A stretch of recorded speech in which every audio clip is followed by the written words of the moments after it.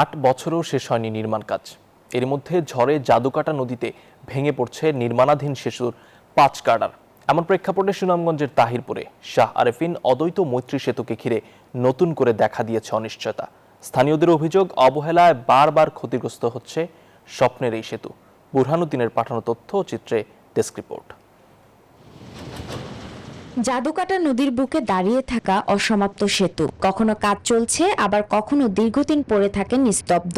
এরই মধ্যে রবিবার রাতের ঝড়ে ভেঙে নদীতে পড়ে গেছে নির্মাণাধীন শাহ আরেফিন অদ্বৈত মৈত্রী সেতুর 5টি গার্ডার।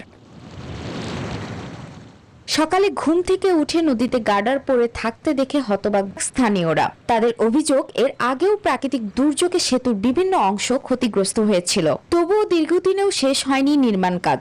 এতে দুর্ভোগ আর হতাশা যেন নিত্যসঙ্গী হয়ে উঠেছে নদীর পাড়ের মানুষের।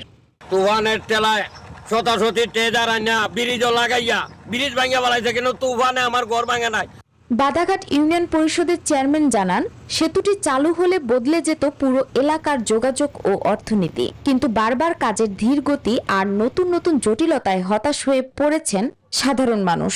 সরকার ও সংশ্লিষ্ট কর্তৃপক্ষ দ্রুত কার্যকর ব্যবস্থা নিয়ে সেতুর কাজ সম্পন্ন করুক, সেটাই এলাকাবাসীর দাবি।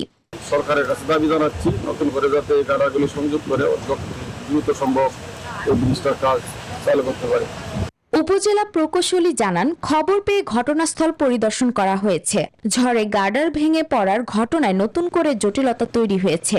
বিষয়টি ঊর্ধ্বতন কর্তৃপক্ষকে জানানো হবে বলেও জানান তিনি। বসুন্ধরা টিস্যু, অশুদ্ধতার বিরুদ্ধে এক বিন্দুও ছাড় নয়। টেন্ডার কল করা অবস্থায় আবার গার্ডার পড়ে গেছে, তো এটা আমাদের যে প্রফিটিং এন্ট্রি যারা আছেন এক্সপার্টের অপিনিয়ন নিয়ে এটা কি নতুন টেন্ডার।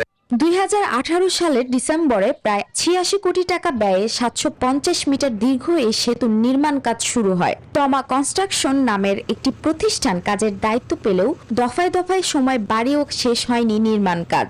শেষ পর্যন্ত অসমাপ্ত রেখেই কাজ ছেড়ে যায় ঠিকাদারি প্রতিষ্ঠানটি। Desk report, news 24।